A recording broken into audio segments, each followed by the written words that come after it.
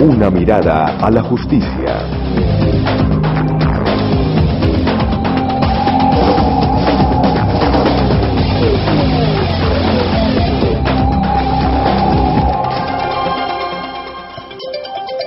Hola, ¿qué tal? Bienvenidos a su programa Una mirada a la justicia para conocer la ley y vivir en sintonía. Recuerden que estamos con ustedes todos los martes y jueves de 2 a 3 de la tarde en el canal CNC. Este canal lo pueden sintonizar a través de la página web www.canalcncmedellin.com o bajar desde sus smartphones la aplicación del canal y pueden verlo de forma repetitiva a través del canal de YouTube. En YouTube están en estos momentos montados todos los programas para que le hagan una secuencia y un seguimiento, porque lo que buscamos es que de manera ya más congruente y argumentativa las personas vayan conociendo los segmentos por áreas del derecho, que es importante que ustedes conozcan y que por eso tenemos la ventaja de colgarlas en internet para que ustedes la puedan ver las veces que sea necesaria y puedan comprender y aprender un poco de esta parte educativa en la que tiene que ver con el área jurídica. Recuerden que Una mirada a la justicia está ubicada como organización en la parte céntrica de Medellín, en el edificio Tequendama, oficina 606, y la línea telefónica es 513-9045 para cualquier tipo de consulta, asesoría, consultoría o incluso representación jurídica. Allí tenemos un equipo muy bien dotado de abogados quienes solidariamente están prestando su servicio todos los días en el horario de 8 a 12:30 y de 1:30 a 5 de la tarde. En esta tarde pues vamos a compartir con el doctor Juan Estrada, quien es abogado especializado en responsabilidad civil, contractual y extracontractual, y nos va a compartir un poco sobre el conocimiento que debemos tener todos nosotros como transeúntes, como ciudadanos, como conductores, en los casos eventuales de sufrir o padecer un accidente de tránsito. Saludamos al doctor Juan, muy buenas tardes y muchas gracias, doctor, por estar aquí. Sí, buenas tardes, doctora Joana, buenas tardes a todos los televidentes que nos ven en esta tarde.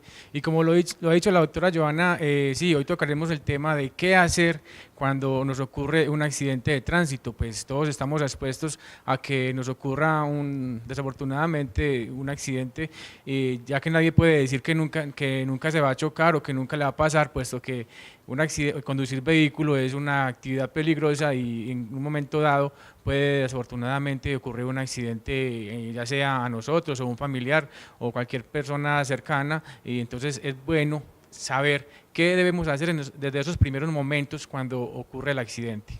Y es que es un tema vital y muy importante para todos nosotros conocerlos, porque no estamos exentos de padecer un accidente de tránsito, ya sea como conductor de moto o carro o ya sea como peatón.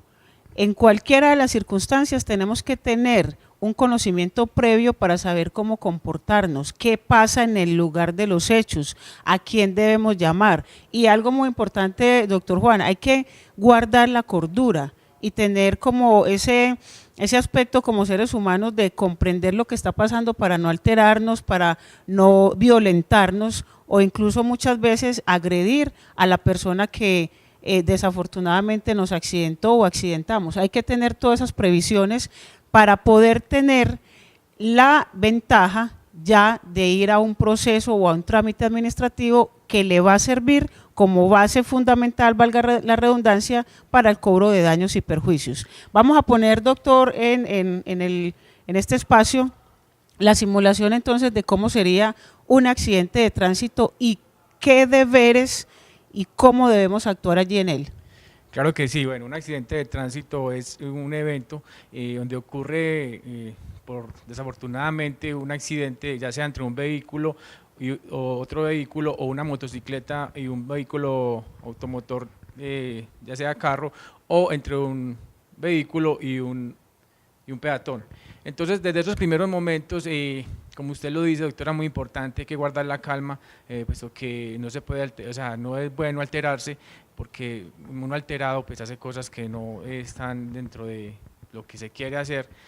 Y para iniciar entonces el tema, cuando ocurre un accidente, lo primero que uno debe hacer es verificar si uno no sufrió heridas graves o también los acompañantes, si se tienen los acompañantes y tampoco sufrieron heridas graves, percatarse de esto y como segundo, señalizar el lugar donde ocurrió el accidente para evitar que otros vehículos se accidenten también y sea más grave el daño.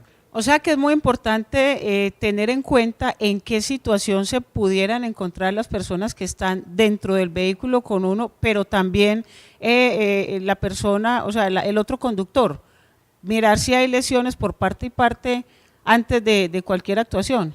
Claro que sí, doctora, porque ante una lesión, pues, o sea, sabe que cuando uno ve un lesionado, pues puede incurrir en pánico y esto, pues, es bueno percatarse de que esto no ocurra y si es necesario, pues pedir ayuda a las autoridades para que manden una ambulancia o los paramédicos para que atiendan a esta persona, ya que todos sabemos que cuando esto ocurre, nosotros no podemos ni siquiera tocar a esa persona porque podríamos generar un trauma más grave en ella, puesto que nosotros no tenemos el conocimiento, o por lo menos la mayoría no lo tienen, de primeros auxilios, así sean básicos, para tratar a un lesionado en un accidente.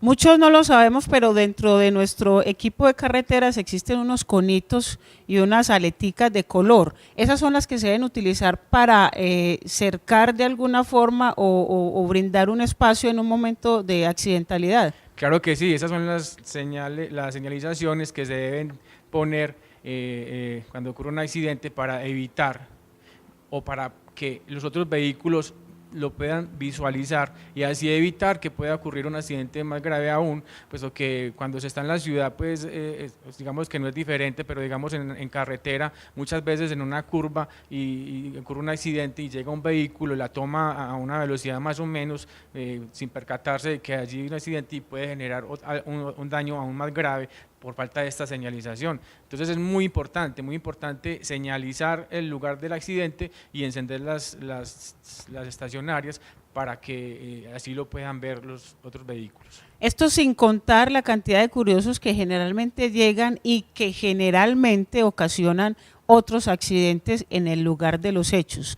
Después de hacer estas dos situaciones, de estar pendientes si hubo lesionados o no y de señalizar, ¿qué más debemos hacer? Bueno, lo que usted acaba de decir, esos curiosos que asisten allí al lugar del accidente, es muy bueno, doctora, que la persona que sufra el accidente recolecte, o sea, lo podemos llamar recolectando pruebas, o sea, buscando nombres de esas personas que presenciaron el accidente y teléfonos, para en un momento dado puedan servir de testigos en un juicio. ¿Sí? A ellos directamente pueden servir ya sea en el proceso de tránsito o en el proceso de responsabilidad que se ejecuta nuevamente. Exactamente, o sea, es una de las cosas que se debe hacer, pues, el conductor que sufrió el accidente, recolectar testigos, nombres y teléfonos, tomar fotografías, no asumir culpas en lugar de los hechos y ni asumir responsabilidades tampoco, llamar a la aseguradora si se tiene una y llamar a la autoridad de tránsito, que acá pues en nuestra ciudad es el 123, o si es en carretera al asterisco 767. Ellos asistirán y allí pues tomarán declaraciones sobre los hechos y abstenerse de hablar pues mucho o de, como ya lo había dicho, de asumir responsabilidades o culpas que de pronto no puedan ser así. Esto es bien importante porque en el lugar de los hechos le van a solicitar que rinda una versión. Esa versión, entre menos culpable sea por parte de nosotros, va a servir eventualmente para un juicio, pero es posible que con esa versión también nos estemos nosotros autocondenando ya en un juicio como tal. Sí, claro que sí, doctora, porque sí, o sea, desde esos primeros momentos, esas versiones que se tienen allí o esos testigos que evidenciaron el accidente, son pruebas que se van a llegar a un juicio, ya sea un juicio contravencional que se hace en el tránsito o uno judicial, que es para ya mirar lo que es la reparación de los daños de los ofendidos. Suponiendo entonces que vamos a tomar dos ejemplos, un ejemplo donde haya solamente daños materiales a los vehículos y otro donde haya daños y lesiones personales a los individuos, a los ciudadanos. Vamos a empezar con los daños materiales. ¿Qué debe hacer la autoridad de tránsito cuando hay daños materiales? ¿Pueden lograr una conciliación dentro de esa situación? Bueno, la ley habla que es posible conciliar y aunque está, pues no sé, está muy dividida las situaciones y los puntos de vista, puesto que, o sea, para uno conciliar ante todo, y vamos a ir a los términos legales, debemos estar ante un conciliador, ¿cierto? Esa es la primera, o sea, la primera cosa que yo veo pues que no se ajusta a derecho. Y los guardas no son conciliadores. Exactamente, no son conciliadores. Pues de pronto podríamos hablar de una transacción que sí se encajaría perfectamente en el tipo dependiendo de la situación que está sucediendo.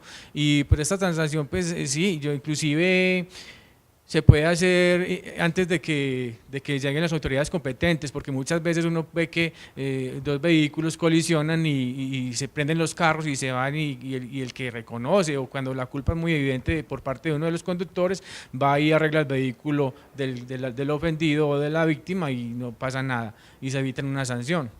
En esa situación donde se ocurrió el accidente, ¿es obligación del agente de tránsito realizar la prueba de alcoholemia o no es indispensable? Sobre todo es obligación cuando hay lesionados. Cuando hay lesiones personales, se llevan el vehículo y lo llevan allá al tránsito de la municipalidad donde ocurra o tránsito o de policía de carreteras y se le hace una inspección al vehículo que esté en óptimas condiciones, por ejemplo que las luces le funcionen, que el pito le funcionen, que los frenos estén debidamente funcionando y posteriormente le hacen un examen de alcoholemia al conductor. ¿Qué papel cumpliría ahí, doctor Juan, la aseguradora? Inmediatamente se reporta un accidente de tránsito, las aseguradoras envían abogados también para posibilitar algún tipo de arreglo, ¿o qué papel se cumpliría allí? Exactamente, la aseguradora está muy pendiente en esos eventos. ¿Por qué? Porque a ella le interesa que entre menos, o sea, si está bien y ocurre un siniestro, que no sea el asegurado el que tenga la responsabilidad o que tenga la culpa. ¿Por qué? Porque si es el asegurado, es el que tiene la culpa del hecho, obviamente les va a tocar pagar a ellos. Entonces, desde esos primeros momentos mandan asistencia jurídica para que asistan al asegurado, para que no dé declaraciones que no debe dar, para que no asuma responsabilidades y no asuma culpas, para que posteriormente no se vaya a venir esas versiones y esas declaraciones que rindió el asegurado en contra de la aseguradora y tengan que indemnizar a la víctima si así bien lo tenga. O sea que básicamente es prevenir de pronto un mal argumento, una mala asesoría que pueda incurrir en los pagos de daños y perjuicios por parte de la aseguradora. Exactamente, sí, desde esos primeros momentos la aseguradora está ahí pendiente, en la audiencia del tránsito también está pendiente y cuando esa audiencia de conciliación también están ahí y durante todo el proceso hasta que se vaya un fallo judicial si es necesario. Una inquietud que para muchos es trascendental es cuando hay lesionados, ¿debe aparecer una autoridad competente de la fiscalía o simplemente llamar la ambulancia, la línea de emergencia y se llevan la persona herida? ¿Y cómo tiene conocimiento luego la fiscalía para conocer de los hechos? Bueno, cuando hay lesionados llaman pues a la unidad de bomberos para que lo recoja con los paramédicos para que le den un trato especial de acuerdo a los primeros auxilios. Entonces ellos son los que saben cómo tratar a esas personas que están lesionados y que tengan traumas severos o de pronto no tan severos para no ocasionarles un daño mayor.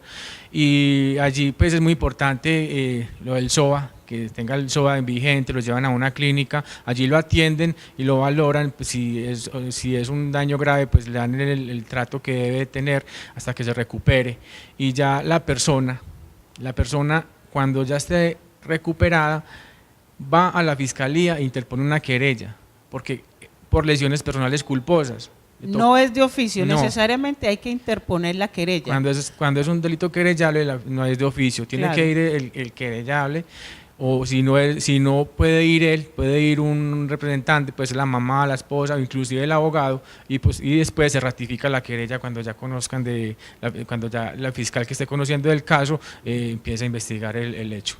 Ahí es bien importante que todos los televidentes tengan en cuenta que la querella le podemos dar el tratamiento o el significado de denuncia. Hay que denunciar. Hay delitos que no necesitan ser denunciados porque la Fiscalía de oficio, o sea, por sus propios medios, investigan. Pero en este caso nos dice el doctor Juan que es necesario interponer esa querella o esa denuncia. ¿Al cuánto tiempo después de realizado o de ocasionado el accidente se debe interponer la querella? El tiempo para interponer la querella son 6 meses contados a partir de la ocurrencia del hecho. Del día que ese accidente se cuenta 6 meses y el último día del mes 6, hasta ahí tiene ese tiempo para interponer la querella.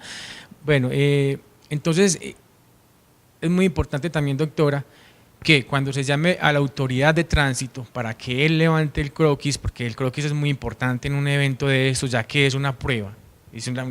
Digamos que es la prueba reina en un proceso judicial, porque así es donde se va a basar el juez. Por eso es que también es muy importante que los carros que no muevan los carros, que no muevan los vehículos, porque el croquis va a narrar cómo fue el accidente, cómo quedaron los vehículos, y es allí donde el juez va a analizar, o el inspector de tránsito también va a analizar de quién es la responsabilidad, dependiendo del croquis. El accidente ocurre y son 3 días hábiles para que las partes vayan y reclamen el croquis. De ahí se notifican a una audiencia de tránsito y es allí donde se le recomienda al conductor que sufrió el accidente que consiga un abogado de confianza para que lo asesore durante todo el proceso. Esto es una etapa muy importante porque ya estamos hablando de las posibles pruebas que vamos a utilizar, tanto para el trámite administrativo como para la demanda a la que se puede llegar. Ese croquis lo levanta un agente de tránsito. Si no estamos de acuerdo con ese croquis, ¿qué puede hacer el ciudadano? Bueno, cuando hay un accidente y no hay lesiones graves y las partes pues están conscientes de que ocurrió un accidente y se quedan ahí, mientras que el guarda hace el croquis, él lo hace en un borrador, en un papelito pequeño, y pone a firmar a las partes. Si no está de acuerdo, pues no lo firma, ¿sí? Puede decir, no, es que no estoy de acuerdo, me parece que esa medida está mala, me parece que el vehículo no iba por acá, me parece que creo que hay que corregirlo, y no lo firma, ¿sí? Cuando ya es la situación es más compleja, cuando de pronto la lesión es grave y la ambulancia se lleva a una de las partes para el hospital porque ya no hay quien firme el croquis, o lo debe firmar un testigo, pero el testigo no va a decir esto no está así o eso no fue así, él simplemente firma y ya. Entonces es más complicado. Entonces ahí es cuando se presenta el problema de que de pronto una persona que no es responsable la declare contravencionalmente responsable porque el croquis quedó mal elaborado desde esos primeros momentos. Y obviamente porque posiblemente pudo quedar en estado de inconsciencia. Exactamente. Aquí es muy importante que le pongamos mucho cuidado porque vamos a la parte práctica, ya cómo se lleva a cabo una audiencia en el tránsito y cómo un accidente de tránsito mueve 3 áreas del derecho, que son el área civil, el área penal y el área de tránsito. Vamos a ver esto después de unos cortos comerciales y ya regresamos con ustedes en Una Mirada a la Justicia.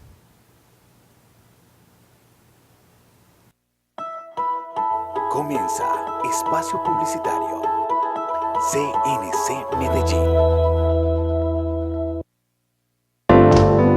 Cuando a la muerte la vi venir, ya sin aliento y sin... ¿Quién dijo que para morir el corazón debe dejar de latir? Llegó una luz que me gritaba vuelve a vivir, una luz.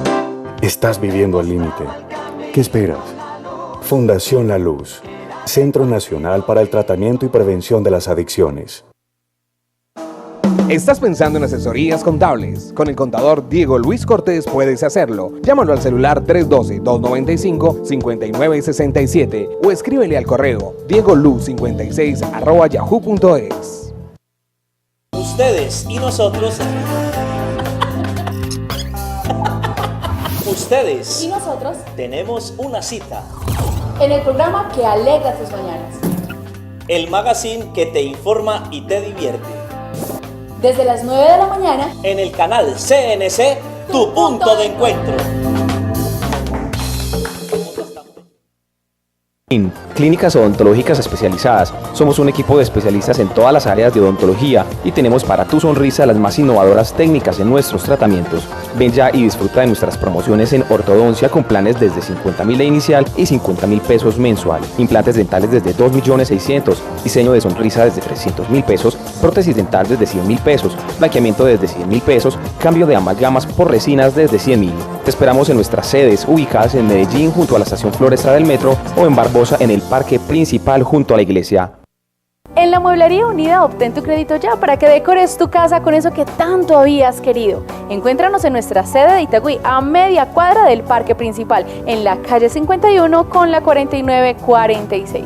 El teléfono es el 444-2844. Entra y visítanos en www.muebleriaunida.com www.muebleriaunida.com y mira más de todos nuestros productos. Finaliza Espacio Publicitario. CNC Medellín. Continuamos aquí en el programa Una Mirada a la Justicia, no sin antes recordarle que todos los martes y jueves estamos en vivo con ustedes, procurándoles la asesoría, consultoría y representación jurídica en cualquier área del derecho. Contamos con abogados especializados en todas las áreas y en alianza con ellos en todo el país. Para mayor información y comunicación con nosotros pueden dirigirse a nuestra oficina que está situada en el edificio Tequendama, en la parte céntrica de Medellín, dentro del Centro Comercial Astoria, la oficina 606. Allá directamente pueden llegar en el horario de 8 de la mañana a 12:30 y de 1:30 a 5 de la tarde. También les damos la línea telefónica para que en estos momentos, si quieren, pidan su cita. Llamen al 513-9045. 513-9045. Pueden ubicar también nuestra organización en las redes sociales y muy especialmente las personas que deseen continuar conociendo estos programas y aprendiendo un poco más del mundo jurídico, pueden dirigirse a la página de YouTube y bajar los programas a través de esta página. No es sino que le den una mirada a la justicia y ahí aparecen los diferentes programas con los diferentes temas que hemos venido trabajando en el transcurso ya de estos 6 meses. Hoy con el doctor Juan Estrada estamos trabajando un tema bien interesante que es el de los accidentes de tránsito, cómo prevenirlos, cómo comportarnos. Y en esta segunda parte, doctor, yo quiero que hagamos mucho hincapié en cómo se desarrolla la audiencia de tránsito, ahí en las, ya sea en la inspección o con el inspector, pero básicamente en la audiencia de tránsito porque se ve muchas veces cómo se le vulneran los derechos a los mismos ciudadanos por desconocer sus derechos y por desconocer cuál es la ley que rige en el momento en que se está haciendo esta audiencia. Ya nos decía, doctor, que después de ocurrido el accidente, hay 3 días para notificarse de la fecha de la audiencia. Llegado ese día, ¿qué pasa? ¿Quiénes deben estar en esa audiencia y dónde deben estar? Bueno, ya eso depende de los tránsitos competentes. Por ejemplo, acá en el área metropolitana, en el municipio de Itagüí, se hace la audiencia se hace una sola audiencia. Cuando se quieren llevar testigos, deben de asistir ese mismo día a esa primera audiencia. Por ejemplo, acá en el municipio de Medellín es diferente. Se van las partes con sus respectivos abogados y allí pues toman declaraciones y el secretario hace un interrogatorio y buscando pues como esa verdad para que el fallo sea acorde a derecho y no se cometa ninguna injusticia y se falle como debe de ser, de acuerdo a la realidad. Y muchas veces, sobre todo cuando hay lesionados, se aplazan las audiencias porque, ya sea porque se deben llamar testigos, porque los abogados de las partes piden que se practiquen pruebas, por ejemplo, lo que son grabaciones. Ya sabemos que nuestra ciudad cuenta con unos sitios donde hay unas cámaras que están permanentemente grabando y que si ocurre un accidente cerca de una cámara, perfectamente se puede pedir al área metropolitana encargada o Metroseguridad para que el secretario o el inspector oficie para que manden esa grabación para así tener certeza de cómo ocurrieron los hechos y proferir un fallo de acuerdo a lo que debe de ser. Yéndonos entonces a esta audiencia como lo estamos haciendo, ¿es posible, nos preguntan, si es posible que a la audiencia no asista el conductor, pero que mande su apoderado a través de un poder? ¿Eso es viable o no sería viable para esa audiencia?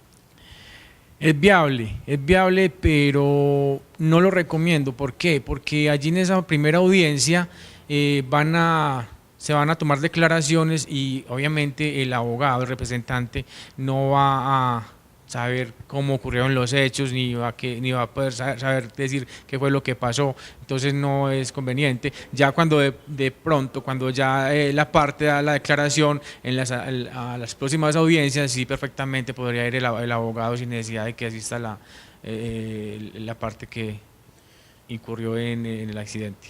Si uno de los conductores no asiste, ¿es posible que se declare confeso, lo vuelven a citar o con base en ese hecho de que no haya ido puede dictar una resolución el inspector? Si no va, eso no es óbice para que el inspector falle. ¿Por qué? Porque hay croquis donde la responsabilidad es tan evidente que se podría dilucidar desde los primeros momentos quién fue el responsable o quién tuvo la culpa. Por ejemplo, si estamos hablando de un pare, que está marcado y un vehículo no lo respetó y otra persona iba por la otra vía y lo golpeó.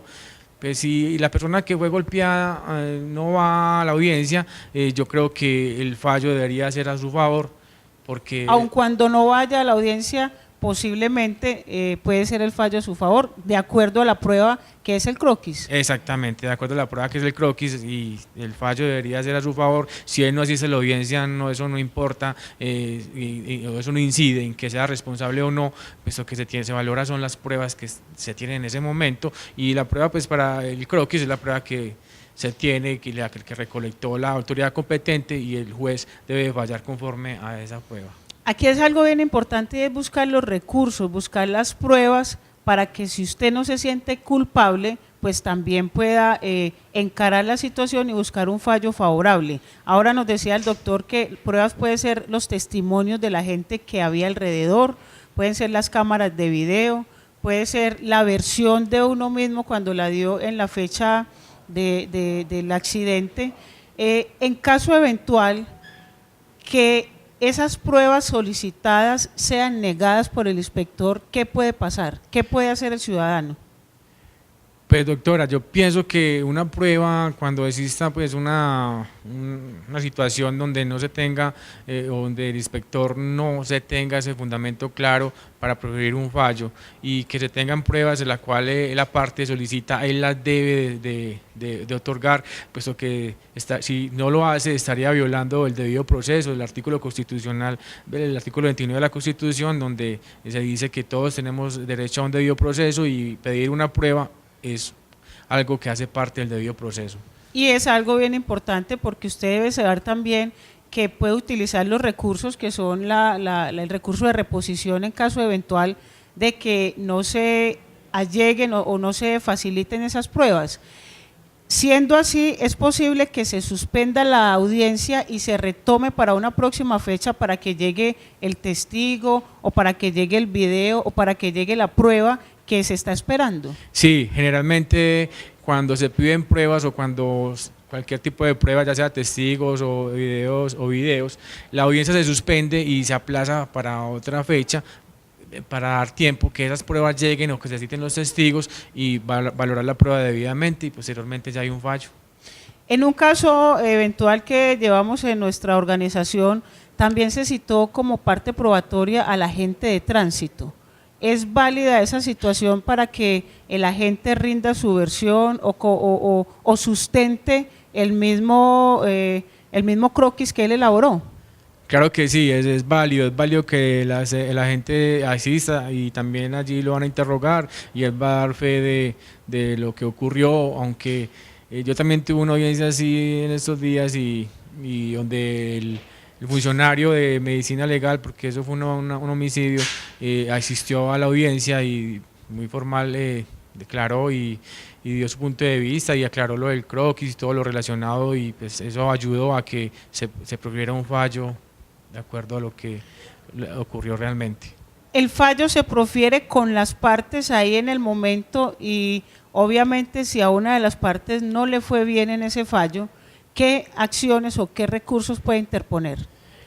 Bueno, generalmente cuando hay un fallo contravencional, en la mayoría de veces que uno lee dicho fallo dice que no admite ningún recurso, pero eso no es verdad. Eso no es verdad porque la ley admite que hay los recursos son inclusive es un derecho que tiene cualquier persona, aunque no siempre se admite. En tratándose de fallos contravencionales, podríamos hablar de un tope, un salarios mínimos, porque estamos hablando de contravencionalmente, estamos hablando de sanciones, o sea, de sanciones pecuniarias, donde se va a buscar un responsable contravencional y se le va a sancionar porque infringió una norma de tránsito.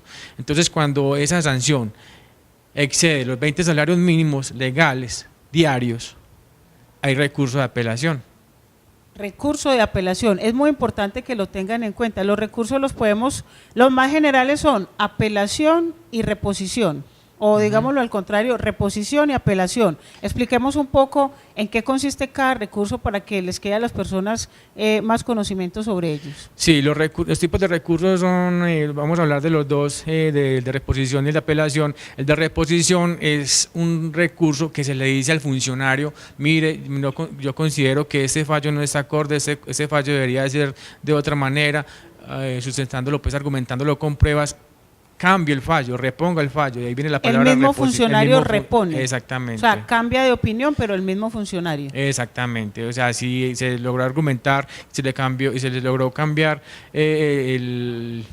la decisión, o si se logró demostrar al funcionario que el fallo no era acorde a lo que realmente ocurrió, él está en la obligación de reponer ese primer fallo por uno nuevo, y que si así a bien lo tenga, donde ya la parte que salió afectada ya salga a favor de él. El recurso de apelación ya se hace ante el funcionario, ante el superior jerárquico, que él va a decidir. O sea, cuando también estamos en desacuerdo con un fallo que se profiera, no solamente en materia contravencional, sino también en materia civil, el que decide es el superior jerárquico, y ya es el que va si da lugar a que se apele, revoca ese fallo de primera instancia y profiere un fallo nuevo totalmente diferente, o simplemente se acoge al de primera instancia y no prospera el recurso de apelación. Esto es bien importante saberlo porque el de apelación, el de reposición ya sabemos que es el mismo funcionario que, si lo considera pertinente con los argumentos que dice el ciudadano, debe reponer o cambiar la decisión. Pero la apelación ya no es el mismo funcionario, sino que asciende a un funcionario de mayor jerarquía, que si está de acuerdo, obviamente avalará ese fallo, y de lo contrario, si no está de acuerdo, lo puede cambiar. Utilizando esos recursos, doctor, ¿podríamos decir que el fallo queda ejecutoriado en el acto, o habría que esperar a que haya un nuevo fallo en caso eventual de que éste se pueda manifestar de forma diferente? O sea, que si existen tiempos para interponer esos recursos. Sí, el recurso se interpone en el momento de la audiencia. Sí. ¿Hay que esperar a que nuevamente nos llamen y fallen, o ahí mismo se puede dar nuevamente la sentencia, el fallo? No, cuando existe un recurso, cuando se interpone un recurso de esto, se debe esperar unos días para que ya sea si de reposición o apelación, para que el competente analice el caso y profiera un nuevo fallo. O sea, que vuelve y se suspende la audiencia y volvemos nuevamente a una audiencia solamente para la lectura del fallo. Exactamente, y se suspende también la sanción, no se debe pagar porque todavía no es tan firme, porque habría un recurso que está en marcha y no se ha decidido bien sobre el tema. Perfecto, ya sabemos entonces, y yéndonos un poco más allá, estando en firme el fallo, donde obviamente declaran responsable a uno de los dos conductores, ¿qué debe hacer el conductor que salió inocente? Ahí es donde puede demandar o puede cobrar daños y perjuicios, ¿o qué puede hacer? Bueno, en caso de lesiones personales es muy importante que asista la Fiscalía, como ya lo habíamos dicho anteriormente, a interponer la querella. ¿Por qué? porque la Fiscalía le van a dar un dictamen de las secuelas de carácter permanente, si así bien lo tuviere, o si son de carácter transitorio, o si perdió movilidad. Entonces ese dictamen es muy importante porque ese dictamen es una prueba que se allega o que se va a tener en cuenta en un proceso civil o en el mismo proceso penal. Muy importante. ¿Por qué también es muy importante? Porque la misma Fiscalía lo puede enviar a la Junta Regional de Calificación para que lo califiquen si el lesionado por causa de esa lesión, a causa de esa lesión, perdió capacidad laboral. Entonces miren que normalmente un dictamen ante la Junta Regional cuesta un salario mínimo legal mensual Claro. vigente. Entonces si por medio de la Fiscalía se logra hacer, la Fiscalía, por medio de la Fiscalía no tendría ningún costo. Sería totalmente gratis. Totalmente gratis, es muy demorado como todo acá en nuestro país, pero por medio de la Fiscalía no tiene ningún costo. Es muy importante también, porque es muy importante tener ese dictamen, porque de esa manera se puede valorar un perjuicio perfectamente, porque no lo veo posible que una persona que sufra un accidente y que quedó mal, que quedó Claro. cojo, por decirlo así, y que se vaya a pedir un perjuicio, que se vaya a valorar sin tener esos dictámenes, porque no sabría qué pedir y de pronto se quedaría corto a la hora de pedir, o pediría Claro. mucho o pediría poco. Y además recuerde que para uno pedir un daño, todo lo que se pida debe demostrarse.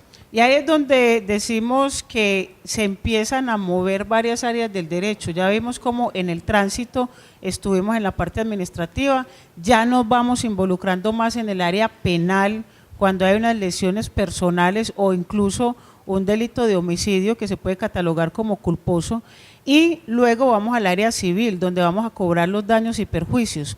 Acá hay algo bien importante para preguntar, doctor Juan, y es si dentro de ese proceso penal pudiéramos también con la parte probatoria buscar la compensación en daños y perjuicios.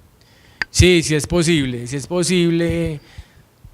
pero yo creo que la mayoría de abogados no lo hacen así, porque en la Fiscalía es muy demorado, porque el fiscal, o el juez penal es especial, pero en el tipo de conductas Para el punibles, delito. para delitos, sí. Claro.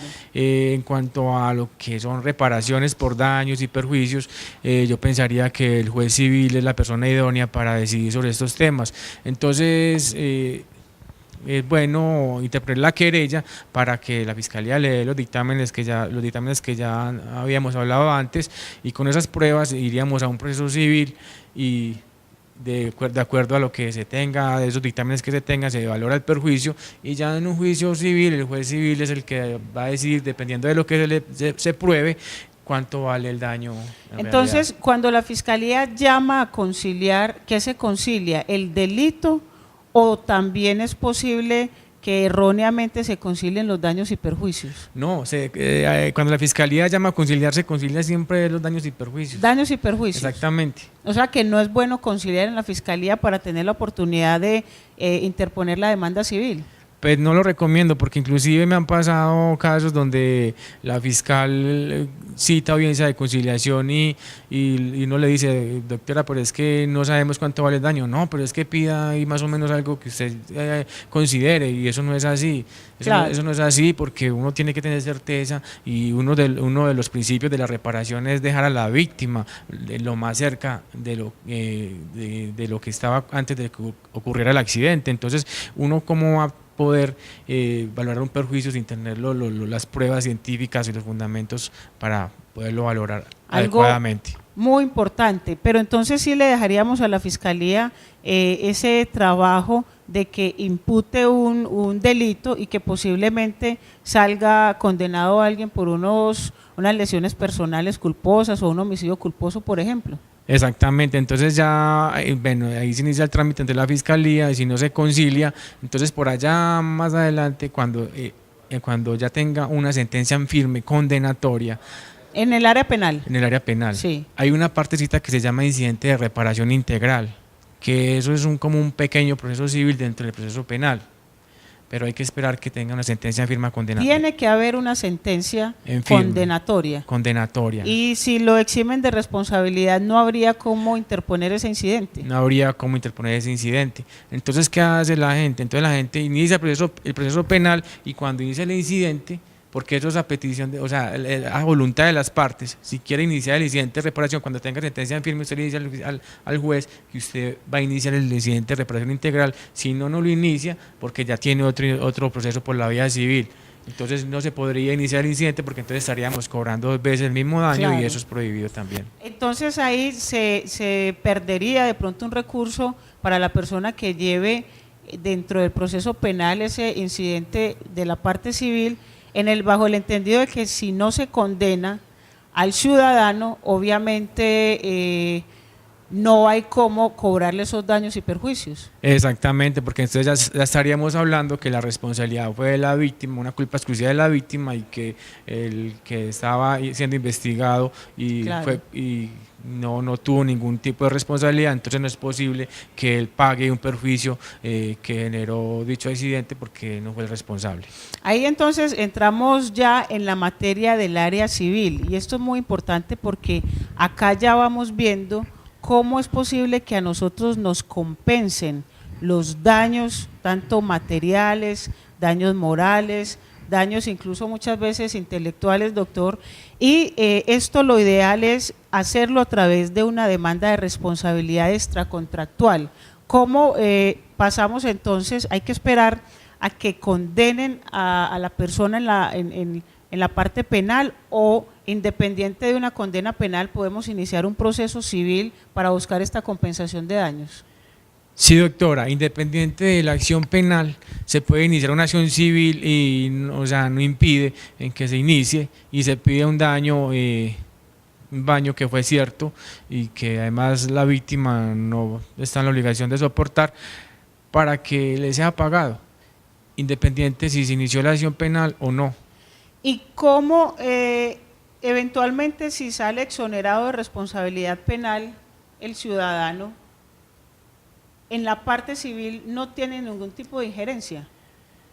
No, ¿O habría son algún tipo? son dos áreas totalmente diferentes, pero en la práctica, generalmente cuando se exonera o cuando penalmente no sale responsable, es casi que un trabajo perdido iniciar una acción civil con un fallo en contra penal. Entonces, ¿Qué papel juega, doctor Juan, ese fallo de tránsito? El fallo de tránsito casi que nos da la directriz para decir, es posible que ganemos, no es posible que ganemos. El juez va a adoptar la posición del inspector para dar un fallo, o simplemente es una prueba más que se puede aportar al proceso. es una prueba más. Si por fortuna el fallo contravencional no vincula al juez civil, él perfectamente puede apartarse de dicho fallo, dependiendo de las pruebas que se tengan y lo que se pruebe, valga la redundancia, y no está obligado, como ya lo había dicho, a acogerse a lo de un inspector de tránsito. ¿Por qué? Porque es una acción civil, se valora una prueba diferente. Si usted logra demostrar que el fallo contravencional no fue acorde, ya le tocó pagar la sanción porque le fue impuesta por La multa como tal. la multa, pero en la acción civil es totalmente diferente. Inclusive muchos fallos donde contravencionalmente salen culpables y en la acción civil se gana, porque además pues en el tránsito se manejan muchas influencias y salen fallos desfavorables cuando deberían ser favorables, Claro. sino que lastimosamente eso es lo que tenemos. Entonces pues por fortuna el juez civil no se acoge a esas decisiones del del inspector de tránsito. Eso es bien importante, y también saber que la demanda que se debe formular es una demanda de responsabilidad civil extracontractual. ¿Por qué la llamamos así, doctor Juan? Bueno, bien podría llamarse extracontractual o contractual, porque también tenemos accidentes de tránsito de carácter contractual, que es cuando una persona va en un vehículo de servicio público como pasajero. Entonces tenemos un contrato hemos celebrado un contrato de transporte. entonces se podría llamar de tipo contractual, y también el extracontractual, porque son dos personas que no tienen ninguna relación, ninguna convención y sufren un accidente, y entonces allí nace una obligación, porque también debemos tener claro que una fuente de las obligaciones es el delito y el cuasidelito. Entonces estaríamos hablando de un delito que es una lesión culposa que genera una obligación de reparar a esa víctima que sufrió ese daño. Entonces, en ese caso estaríamos frente a una responsabilidad de carácter extracontractual, aclaro, porque no hay contrato de por medio entre las partes que estuvieron involucradas en dicho accidente. Eso es bien importante, y también la invitación que le hacemos a todos los televidentes para que, si están en una situación particular como esta que estamos comentando o como muchas otras que involucran un accidente de tránsito, pues que lo ideal y la recomendación que siempre damos es que estén acompañados del asesoramiento de un abogado que les pueda brindar, además de asesoría, la compañía y el conocimiento, porque en muchos, miren todas las etapas, hemos estado hablando desde la etapa del tránsito hasta la penal y ahora la civil. Son 3 etapas que lo ideal es tenerlo con este acompañamiento, y para eso Una Mirada a la Justicia quiere brindarles esta oportunidad para que vayan y consulten a las oficinas o llamen directamente al teléfono 513-9045 y busquen la asesoría de un profesional, ojalá especializado como lo es el doctor Juan Estrada, para que él les pueda dar de la mejor manera un diagnóstico y la certeza de una posibilidad en porcentaje de llevar en buena manera determinado caso. Frente a la demanda ya civil, doctor Juan, y ya un poco para ir finiquitando el tema que ha sido bien importante, ¿quiénes son competentes para demandar en la acción como tal? Bueno, todas las víctimas. En los últimos, eso se ha aclarado, la Corte Constitucional, el Consejo de Estado ha aclarado o ya decantó el tema de las víctimas. Primero, el concepto de víctima se tenía un poco errado, ya que se considera víctima solamente la persona que sufrió el hecho dañoso o que sufrió la lesión. El lesionado. Exactamente. Entonces ya, pues, por fortuna ese tema fue decantado y el concepto de víctima fue, pues, ampliado. Inclusive víctima puede ser la esposa, el esposo, los hijos. Estaríamos hablando hasta un 4º grado de consanguinidad. Como los más perjudicados de la situación, porque de pronto ya no pudo trabajar más el esposo, el compañero, la compañera. Exactamente, estaríamos hablando de víctima directa, que sería el lesionado, y estaríamos hablando de víctimas indirectas. Por supuesto que las víctimas indirectas solo tendrían derecho a reclamar perjuicios extrapatrimoniales, por ejemplo los morales, porque ya, pues, dependiendo del tipo de la lesión también, porque si estamos frente a una lesión solamente sería así. Si de pronto estamos frente a un homicidio, y ya las víctimas indirectas también podrían reclamar perjuicios patrimoniales como el lucro cesante y otros tipos de perjuicios que se reclaman en este tipo de situaciones. ¿Y a quién podemos vincular como demandado en la demanda de responsabilidad civil extracontractual? Bueno, existe también responsabilidades de terceros, hay responsabilidad por las personas que dependen de uno. Es muy amplio también el espectro de los demandantes, dependiendo de la situación. Vamos a referirnos a un accidente donde el vehículo lo va conduciendo una persona que no es el dueño, entonces podríamos demandar al dueño del vehículo, podríamos demandar al conductor, podríamos demandar a la aseguradora.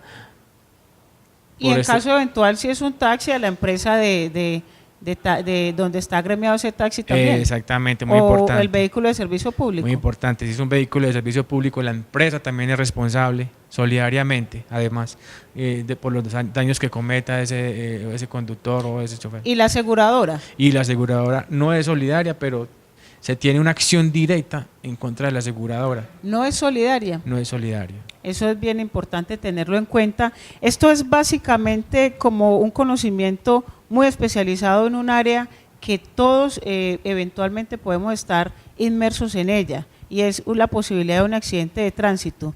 Ya sabemos que cómo se desarrolla una audiencia, cómo debe también darle continuidad a la situación del accidente en el área penal a través de la Fiscalía cuando hay lesiones o cuando hay víctimas mortales, y también cómo debemos buscar el pago de daños y perjuicios a través de una acción civil.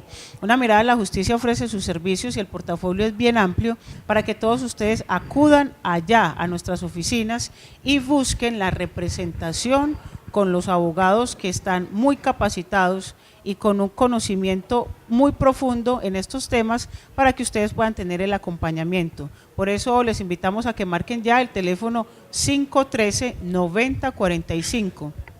513-9045 y que también estén muy atentos a estos programas de televisión y de radio que estamos siempre compartiendo con ustedes todos los sábados de 9 a 10 de la mañana y de 11 a 12 del día a través de la emisora Radio Múnera.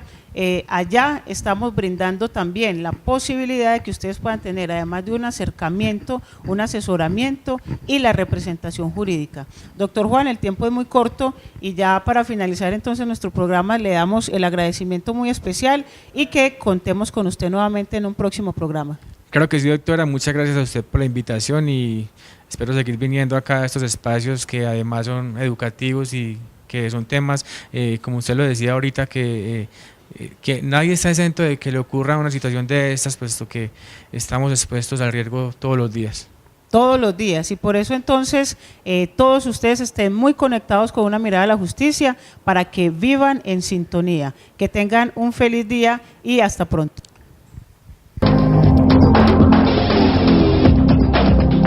Una mirada a la justicia.